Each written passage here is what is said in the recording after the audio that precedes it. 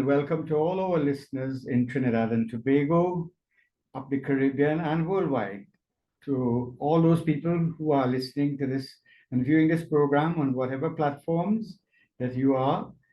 And just to let you know that this program is being recorded and will be posted on YouTube and Facebook at the end of the program, so that those of you who can't stay for the whole program, you can always refer to it, go back to it, or even send a link to someone who you believe may benefit from the program.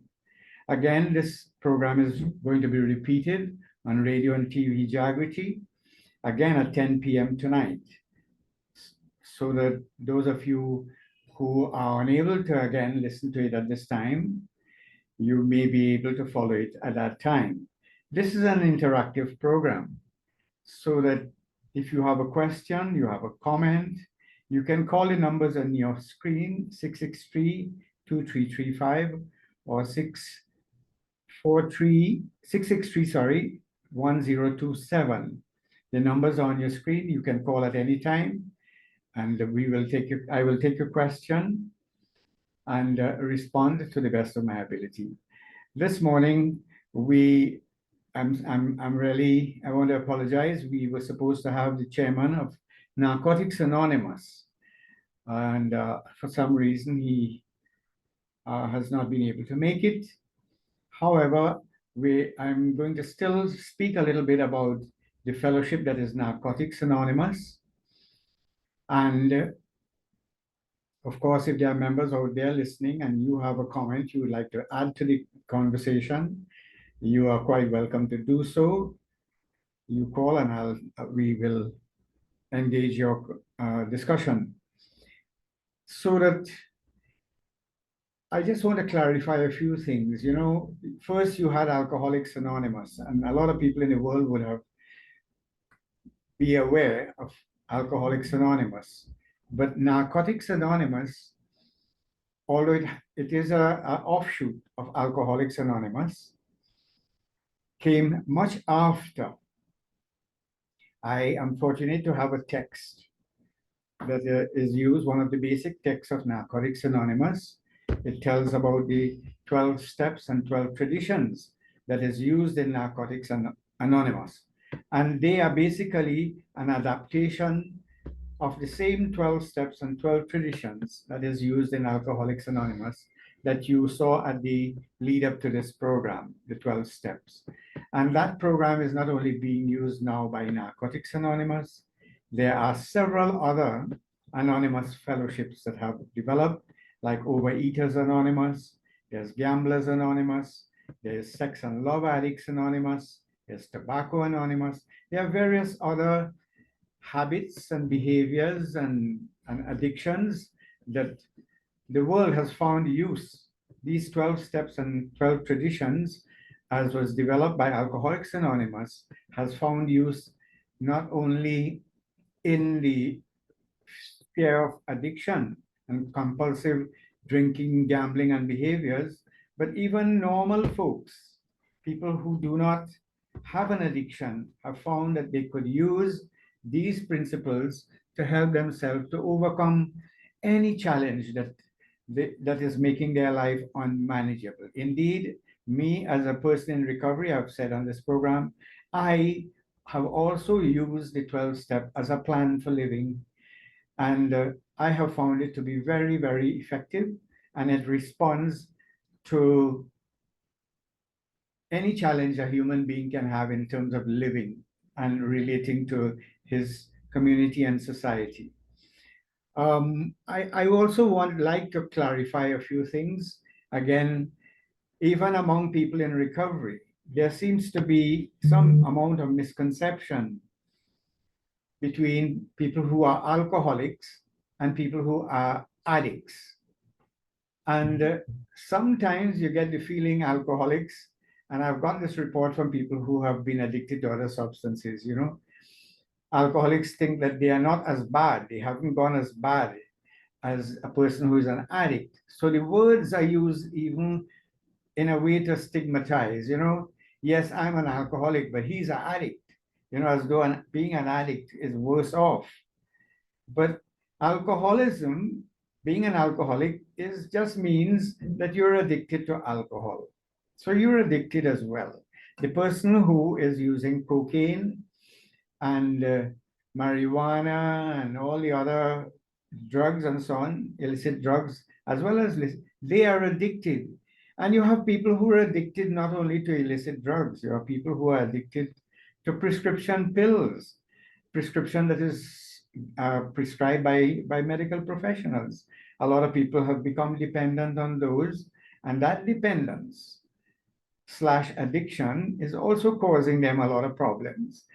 Now, because they have to use more of it to get the effect, they have to use it more often. And sometimes, even though they're using it more of it and more often, it's still not delivering the effect that they expect of it. And it is now causing them other problems.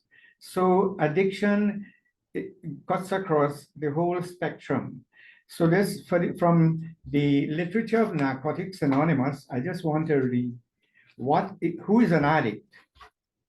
This is taken from chapter 1 of this book. I don't think you might be able, it's a blue cover. Yes, Narcotics Anonymous. And it says, most of us do not have to think twice about this question. And I suppose I was speaking to addicts here. We know, and that is in capital letters, our whole life and thinking was centered in drugs in one form or another. The getting and using and finding ways and means to get more. We lived to use and used to live. Very simply, an addict is a man or a woman whose life is controlled by drugs. We are people in the grip of a continuing and progressive illness whose ends are always the same: jails, institutions, and death. And notice when they say drugs, they didn't say any specific drug, because you have all kinds. Like I mentioned earlier on, you could become addicted to prescription drugs.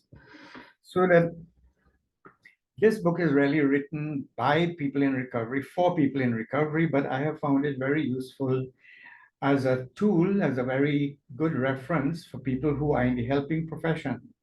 There's this book by Narcotics Anonymous, and there's also what is referred to as the big book of Alcoholics Anonymous, which are, I believe, anyone who is working in the field of substance abuse, treatment, and rehabilitation. These are two basic texts that they should read. And in Alcoholics Anonymous, there's what you call the 12 by 12, which means really the 12 steps and 12 traditions of AA, which is also very instructive for an understanding of the program. In the lead up to our program this morning, you would have heard in the 8 essentials of recovery that you need to have a plan. Well, the 12 steps and 12 traditions, as contained in the book of in the Fellowship of Alcoholics Anonymous and Narcotics Anonymous, is of course one of the most effective plans that so far we have come up on worldwide. And Alcoholics Anonymous now is found in 189 countries in the world. And so too is Narcotics Anonymous. Wherever there are people who have become dependent on drugs, they can find help in any of these fellowships. Now, as I say this, I remember working at Cora Hospital in the late 1980s, early 1990s. And prior to the 1980s, we were seeing a lot of people at the Substance Abuse Prevention and Treatment Center who were showing up there basically for alcoholism. And as I say this, the mean age for alcoholism is 35 years. On average, by 35, most people realize that they have a serious problem with alcoholism. But the mean age for drug addiction, cocaine and all of that, was only 17.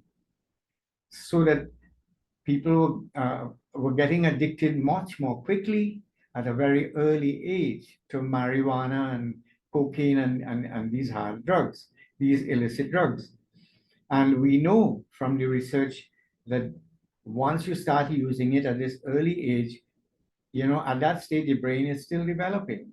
And this has serious implications for, for the development of the brain. And this was one of the serious criticisms against the whole idea of decriminalizing marijuana in Trinidad and Tobago. But that's another topic. This morning, we want to speak about addiction. So, as I was saying, we start seeing more and more people coming with what we would now call polydrug abuse. Not only alcohol, they were using alcohol, but they had also moved on to use marijuana, and we were seeing cocaine now. You know, Trinidad and Tobago Trinidad in particular is on that transshipment route from South America where they produce all this cocaine. And in Trinidad, just a side note to this whole, the use and abuse of cocaine is Trinidad being a transshipment point, a lot of cocaine was passing through here and still continue to pass through here. And in Trinidad, what was happening, because you had to have US dollars to pay for the cocaine, a lot of people were not being paid with money to handle the drugs through here, but they were being paid with the drug itself. They were not given the US dollars as payment for their efforts in passing the drugs through Trinidad. But in Trinidad, people were being paid with the cocaine drug itself. And as a result, for they to recover their profits, their money, they would have to sell it on the streets. And this is why we were seeing that more and more people were becoming, and cocaine, crack cocaine in particular, and some people claim that actually we in Trinidad came up with the whole system of cooking, as they say, processing the powdered form of cocaine into the rocks, the crystallized form of it, which is highly potent, and developing the paraphernalia as well for its use. So that very quickly we saw people becoming addicted to cocaine in Trinidad here, because let me speak a little bit about the dynamics of it. Now, if a person drink alcohol, they may have to wait about half an hour before the alcohol start taking the effect. If you smoke marijuana, maybe in 10 to 15 minutes, you start feeling the effect. But with cocaine, as you pull in the vapors, immediately it goes through the wall of your nasal passages and everything and gets directly into the brain. So the effect is immediate. And with addiction, the research has shown that the quicker a drug is able to deliver the feeling, the more addictive it is. Because at the base of this, the root of the whole problem is that the alcoholic or the drug addict, he wants to feel good, and he wants to feel good right now. Postponement of gratification is one of the root cause of drug addiction.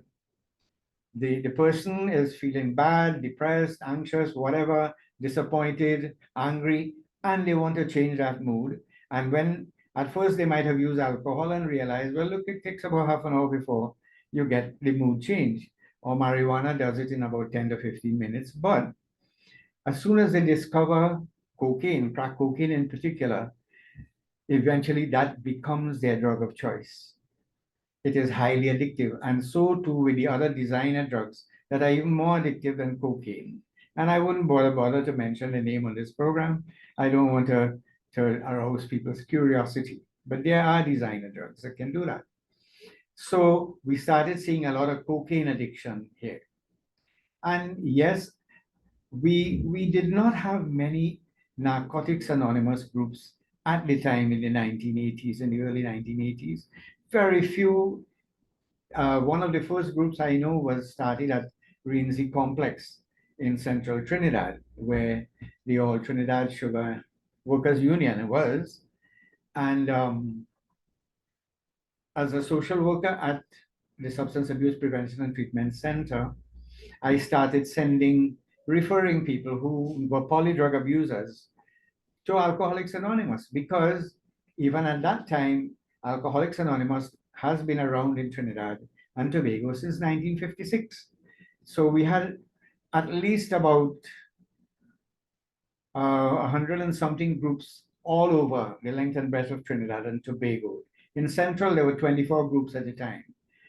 So I was referring these people to the various AA groups because it is the same program that was being used in AA that was also being used in Narcotics Anonymous. And I am aware that there was a little bit of a controversy at the time where people in AA felt that, look, these people who were drug addicts, you know, and they have all kinds of derogatory, even as alcoholics, you're an addict, but, they will refer to them as pipers. Something that I found very disgusting. That, you are already addicted to a substance. You should know, you should be more than anybody else aware how difficult it is to live and to function, and the effect that being addicted to a substance, the level of unmanageability it can cause to your life, that you would really want to pick on another person who has the same problem. Now, fortunately, and I think it is because of the providence, the preamble of Alcoholics Anonymous says, and I will read it, it says, and it still maintains that Alcoholics Anonymous is a fellowship, well, it used to be of men and women who share their experience, strength, and hope with each other, that they may solve their common problem and help others to recover from alcoholism. Now, today, the men and women has been changed and they just say people. And this is the important line I want our listeners to be aware of. The only requirement for membership is a desire to stop drinking. In the old days, it used to be an honest desire. The conference of AA has already also dropped the word honest because they realize the majority of people who come to AA do not start off by having an honest desire to stop. They come because they are pressured by either their employer, their spouse, the law, or some other crisis really pushes them to come to AA, and eventually they develop that honest desire. Just to finish, read that preamble. It says, there are no dues or fees for AA membership, that we are self-supporting through our own contributions. AA is not allied with any sect, denomination, politics, organization, or institution, does not wish to engage in any controversy, neither endorses nor opposes any causes. Our primary purpose is to stay sober and help other alcoholics to achieve sobriety. And that is the preamble of Alcoholics Anonymous. But the line of importance and here for us, this discussion is that the fact is that the only requirement from membership is a desire to stop drinking, so that you don't even have to have a drinking problem. You might be a social drinker or whatever, but if you have a desire to stop drinking, then you are qualified. In fact, in Alcoholics Anonymous, as far as I am aware and what I've come to know, is that no one cannot really expel you from the meeting or put you out. No one can determine whether you have a desire or not. Only you could determine that. And if you have used alcohol or not used alcohol, that is none of their business. You understand? So that alcoholics and drug addicts started to go to Alcoholics Anonymous. And yes, they were sometimes met with a little bit of, resistance, controversy. But today, I can say from experience, working in the field, the pure alcoholic, to find someone who is only using alcohol today and has become addicted to alcohol alone is very rare. The greater percentage of people showing up for treatment at the various treatment houses, rehabilitation centers worldwide, you would find people who might have use alcohol or continue to use alcohol, but are also using it in conjunction with other substances, so that you find that there's a preponderance now of polydrug abusers. And indeed, in Alcoholics Anonymous, in my group, we have a lot of members who attend both fellowship, both Alcoholics Anonymous and Narcotics Anonymous.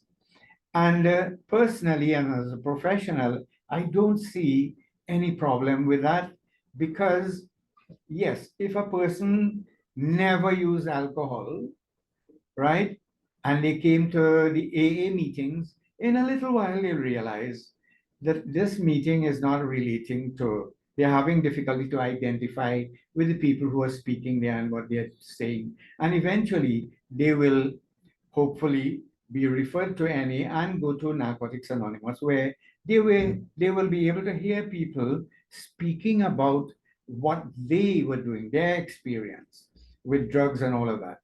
To just reduce it to absurdity, for instance, if a person who is overweight and they need to go to Overeaters Anonymous, but because there's no Overeaters Anonymous in Trinidad and Tobago, they came to AA. We can't put them out. But in a little while, they will realize, but everybody's speaking about how they started to drink and how the drinking affected their life, and now they've stopped drinking, how their life is going much better. And at some point, they'd realize, maybe I need to find a meeting that relates to the problems that I have experienced. And if they don't find a Overeaters Anonymous, they may even think about starting a support group for overeaters, so that the history so far from the 1990s and so on, where addicts have started to come to Alcoholics Anonymous, I am not aware of any problem that has in any way affected. In fact, what we are seeing is progressively more and more people who are in A has the alcohol problem, as well as some other substances or other behaviors. And they are using the same program, the same 12 steps and 12 traditions to help them to deal with that. I have seen a lot of people go to AA and stop the drinking. And then after a little while, in AA, in the old days, I know that there used to be a lot of cigarette smoking. In fact, one of the ways of preparing for a meeting in those days where people will go and put out the ashtrays and so on, because a lot of people who drank smoked. But I have seen a lot of people from my practice and association with people in recovery who stop the drinking and then use the same formula and the same steps to help them to stop the cigarette smoking. Now, I want to tell you from practical experience working in the clinics, it is several times more difficult to give up cigarette smoking. It is harder to give up cigarette smoking than to give up cocaine addiction or alcoholism or any one of those. In my practice here, I have helped a lot of people to come off cigarettes, but I've had to use acupuncture to help them to deal with the withdrawal. Because when you stop smoking cigarettes, you're going to, severe withdrawal, in that you have a lot of anxiety and depression and irritability and a whole lot of things, insomnia. You can have all of those symptoms when you stop smoking. So the point I'm making is that the same 12 steps have been used, and in these various support groups, Alcoholics Anonymous, Overeaters Anonymous, Gamblers Anonymous, they have all used the same 12 steps with slight little modifications that makes it more relative to their program. With, instead of saying, like we in AA, the steps would mention alcoholism. In Narcotics Anonymous, they will switch the word alcoholism with addiction or chemical dependence. So just to read the preamble of Narcotics Anonymous, this is in chapter 2 of this book. It says, what is the Narcotics Anonymous program? And it says that Narcotics Anonymous is a non-profit fellowship or society of men and women for whom drugs had become a major problem. We are recovering addicts who meet regularly to help each other stay clean. This is a program of complete abstinence from all drugs. There is only one requirement for membership, and that is the desire to stop using drugs, that is. We suggest that you keep an open mind and give yourself a break. Our program is a set of principles written so simply that we can follow them in our daily lives. The most important thing about them is that they work.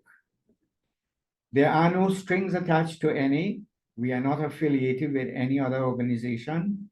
We have no initiation fees or dues, no pledges to sign, no promises to make to anyone.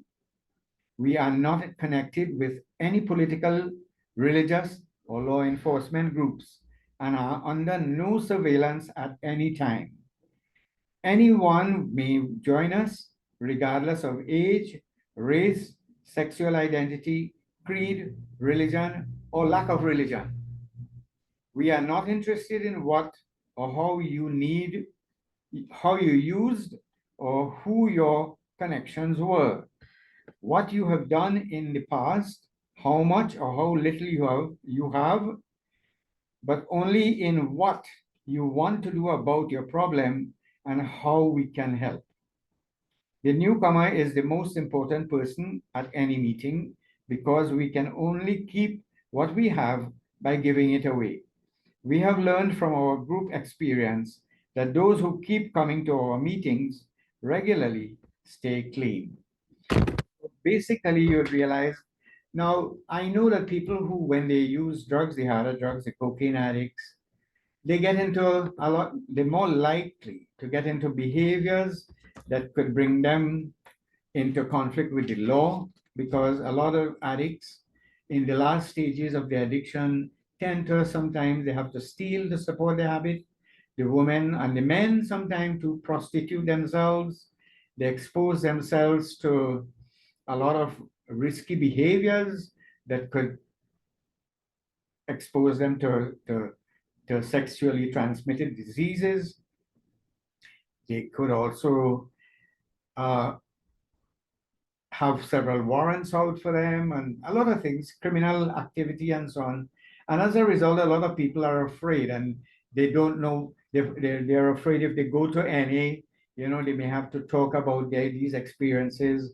And, there are people there who's, the fearful mind comes up with all kinds of theories. Maybe there are policemen who come to the NA meetings to listen. Well, I want to assure you, I've been to one or two NA meetings, and that is not the case. In fact, whatever is said in an AA meeting or an NA meeting is totally confidential, and no one can, well, they're not supposed to take that outside of the meeting. However, as I would like to quickly add, though, that in speaking at AA meetings and any meetings, usually the new people, they are not called upon immediately to speak. They usually assign a sponsor, someone who has been in the fellowship for a little while, who will guide them, what you should say and what you should not say. So that there are confidential matters that you don't speak about in the open meetings, but you speak to your sponsor. They're private, personal things that you are not comfortable with sharing with publicly, that you speak to a sponsor. So in AA and NA, you have people, older members of the fellowship, who act as temporary sponsors, so that the new man, if he has something, he wants any guidance after attending a meeting, he may have questions, he can ask his sponsor, to clarify for him what should be said, what should not be said in a meeting. So that, again, it is not a religious program. Everyone is free to follow their particular religious persuasion. And I have seen people in any of every type of religious persuasion, Hindus, Muslims, even atheists, agnostics, and so on. They all claiming that they are getting help from their higher power, whatever you, and your higher power is really a personal concept of your God as you understand. And again, there are no dues or fees. Nobody has to introduce you or induct you. There are no initiation practices, where people think in other organizations like lodges and so on, you hear that they are, you have to go through a period of initiation. Some people tend to think it's some kind of cult, or it is none of those things. Narcotics Anonymous and Alcoholics Anonymous can be found worldwide now, and it is well known to the law. In fact, the government of the government of Trinidad and Tobago did in fact award Alcoholics Anonymous of Trinidad and Tobago recognition and registration so that they are aware of the yeoman service AA has been providing. Today, AA and NA could be found in most of the rehabilitation centers. I do know that in the various rehab centers that I have interviewed on the same program, Rebirth House, Serenity Place, um, Heal House, they all have AA and NA members who come and keep in-house meetings, AA and NA meetings there, so that the clients, the inmates of those facilities get an introduction as to what AA and NA is all about, even before they leave the center. I had the good fortune of being part of a research study that was conducted when I worked at Cora Hospital. Myself, Mr. Lincoln Ojir, Mr. Zinad Hussain, who were both alcoholic rehabilitation officers at the time, and we had a Nigerian doctor there, Dr. Igwe. We, four of us, formed a team and we did a research following up patients after their discharge from treatment facilities, Cora and other treatment facilities. And what we found is that a lot of people would come to the center because of the stigma associated with alcoholism and drug addiction. They would never want the community from which they came to know that they went to substance abuse treatment center or to a rehab center for their drug problem. Indeed, that was the underlying reason why the Alcoholic Treatment Center, which was originally situated at St. Anne's Hospital, at the ATC at St. Anne's Hospital, was removed from there because of the stigma associated with St. Anne's Hospital. For those of you who are not familiar with St. Anne's Hospital, it is one of the national treatment facilities for mentally ill patients. So that, just for in any community, if you mention that a member of that community had gone to St. Anne's, the immediate conclusion of the members of the community would be that this person became mentally ill, and there's a stigma associated with mental illness. I remember growing up and with a person from the community gone to the madhouse. They will say they're gone to the madhouse. And then people will make the remark that, when they come out of there, they have their mad papers that they could kill somebody and they will not be held responsible because they are mentally ill, which is, of course, a fallacy. So for those reasons, the ATC was removed from St. Anne's Hospital to Cora Hospital. But even so, a lot of people will not let their communities, sometimes even their family, will tell their neighbors and so on that he's gone for a holiday abroad. And so when he comes back out of Cora, he will not want to go to the AA or any meetings, would rather choose to go to the temple or the church. And not that temples or churches don't help, but churches and temples were not designed as particularly to do follow-up work with substance abusers in recovery. Alcoholics Anonymous and Narcotics Anonymous have proved their success rates are much, much higher. So that what we found eventually is that people who left the centers, went to an AA or any meeting, had the highest percentage recovery rate. in terms of staying sober and in terms of preventing relapse. So to the extent when I was at Cora, we had developed a list of AA and NA groups in Trinidad and Tobago, so that if a person came in as a resident, as a client at Cora, before they discharge, we will make that connection with their NA or AA group, a contact with a person from their community, so that before they leave, they could get a chance on their weekend leave to actually go to a meeting and get orientated to what AA in the community is about. And we found that those provided the high success rates. So that fortunately for us now, NA has become much more organized. I know they have an office at Claxton Bay in South Trinidad, and there are many groups. I was hoping that the chairman would have been able to join us this morning, and hopefully maybe in another program, and he would be able to tell us, the addresses and the contact numbers for these various groups in Trinidad and Tobago, because the drug problem is not, in spite of all these programs and all of the rehab centers and all of that, I don't think it is getting any lesser. I think the public will agree that especially since we decriminalized marijuana, I think there has been an upsurge in marijuana use, and marijuana being a gateway drug is also leading to the use of other drugs. And I am really disappointed that the politicians and policy makers were not able to see this, although it was pointed out to them. Because the same places that are selling the marijuana is selling the cocaine as well. And very often the pushers, they put cocaine powder into the marijuana and sell it. So they are kind of forcing the users of marijuana to become addicted to cocaine. I know that it is called, marijuana is called a joint, but when they put cocaine in it, it's called a black joint. And the pushers are aware of this. So that, yes, we're seeing a proliferation of drug blocks all over the country. There are very, very few safe. I don't know if there are any safe places.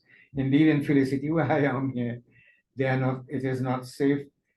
Even a 10-year-old or 12-year-old child know where the block is and where they can get these drugs to buy. And I'm really surprised that the law enforcement is unaware.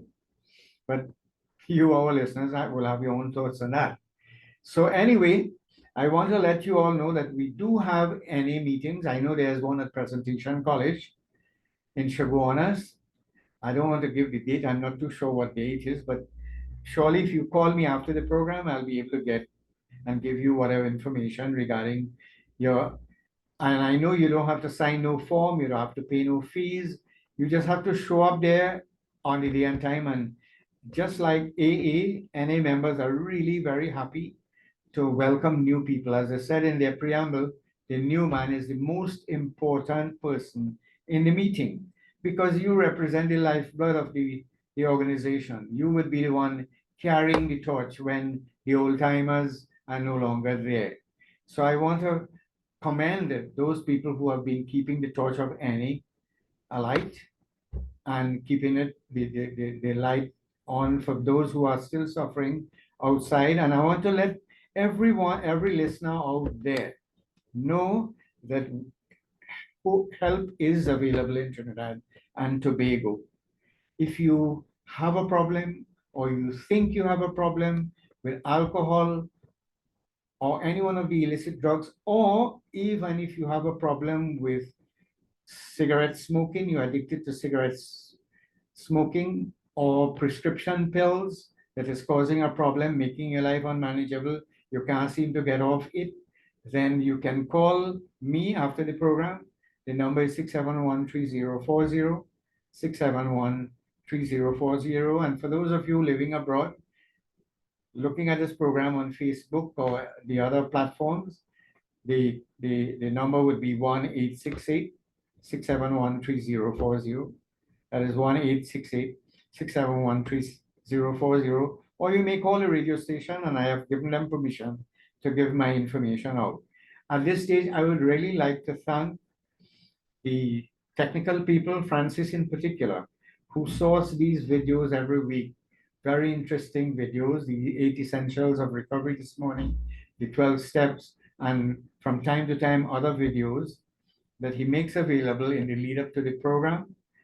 And thank the other members of staff, and to thank the Sanatan Dharma Mahasabha, who are, and the CEO, Mr. Vijay Maharaj in particular, who give free airtime as a community service. This is very valuable radio and television time that is given as a community service for our brothers and sisters in Trinidad and Tobago, so that if we can save one person out there, I think all our efforts would be well worth the effort that we are putting into it. So I want to let you all know that it is not a shame to be ill. Alcoholism and drug addiction is now recognized by the World Health Organization, by the Pan American Health Authority, by our own local government, Ministry of Health, as a disease. It is now listed in the Diagnostic Statistical Manual as well as a disease.